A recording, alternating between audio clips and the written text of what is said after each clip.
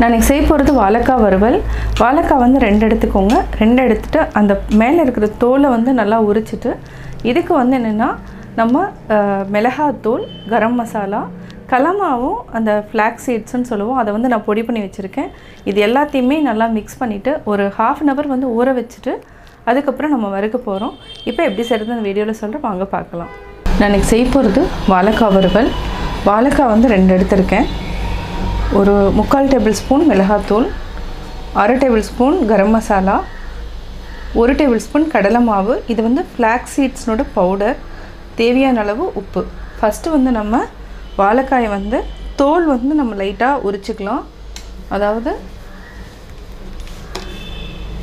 2 சைடுமே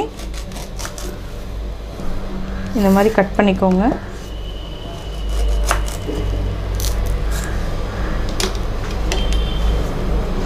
ரொம்ப எடுத்தனா நல்லா இருக்காது. இது வந்து கொஞ்சமாக நம்ம மேலே அப்படி எடுத்துக்கலாம். இந்த மாதிரி நம்ம வந்து தோலை வந்து லைட்டாக வந்து சீவி வச்சுக்கலாம். இது வந்து தண்ணிக்குள்ளே வச்சுட்டா கருப்பாகாது. அதுக்கப்புறம் இதை வந்து ஸ்லைஸ் பண்ணிக்கலாம். அதாவது ரவுண்டாக.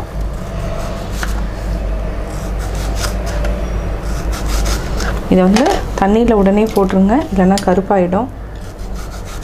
இப்போ இது எல்லாத்தையுமே நம்ம ரவுண்டாக கட் பண்ணிட்டோம். இதை வந்து சுடுதண்ணியில் போட்டு, அதாவது ஒரு கொதிக்க வச்சுக்கலாம். ஒரு பாதி வெந்ததுக்கப்புறம் நம்ம வந்து மசாலா போட்டு நம்ம ஒரு 20 minutes ஊற வச்சுக்கலாம். இப்போ ஒரு நம்ம பாத்திரம் வச்சுட்டோம். இதில் தண்ணியும் நான் ஊற்றி வச்சுருக்கேன். இந்த வாழைக்காய் எல்லாத்தையுமே நம்ம போட்டு வேக வச்சுக்கலாம். இதை வந்து ஒரு 5 minutes வந்து நல்லா வேகணும். அதாவது அரை வேக்காடு இருந்தாவே போதும். இது நல்லா கொதித்து வேகட்டும். இப்போது நல்லா கொதிச்சிருச்சு, பார்த்திங்கனாவே தெரியும். இப்போ நம்ம தண்ணி வந்து வடிச்சுக்கலாம். இப்போது நம்ம எடுத்து வச்சிட்டோம். இது கூட மிளகாத்தூள், கரம் மசாலா, உப்பு, இது எல்லாத்தையுமே ஃபஸ்ட்டு நம்ம நல்லா மிக்ஸ் பண்ணி விட்டுக்கலாம். கூடவே வந்து நம்ம ஃப்ளாக்ஸ் சீட்ஸு, கடலை மாவு, இது 2ஐயும் நம்ம ஆட் பண்ணிக்கலாம். இது நல்லா தண்ணி தெளித்து விட்டுட்டு நல்லா மிக்ஸ் பண்ணிக்கலாம்.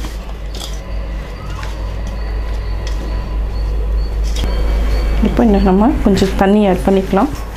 லைட்டாக தொளிச்சு விட்டிங்கன்னா போதும்.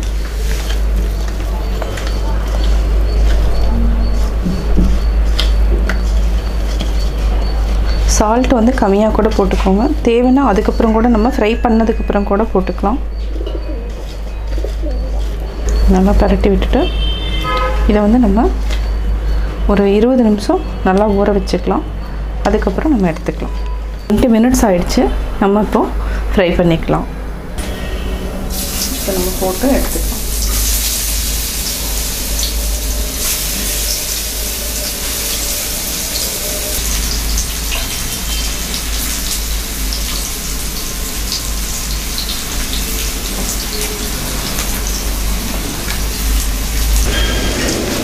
இப்போ நல்லா வெந்துடுச்சு. நம்ம எல்லாத்தையுமே எடுத்துக்கலாம்.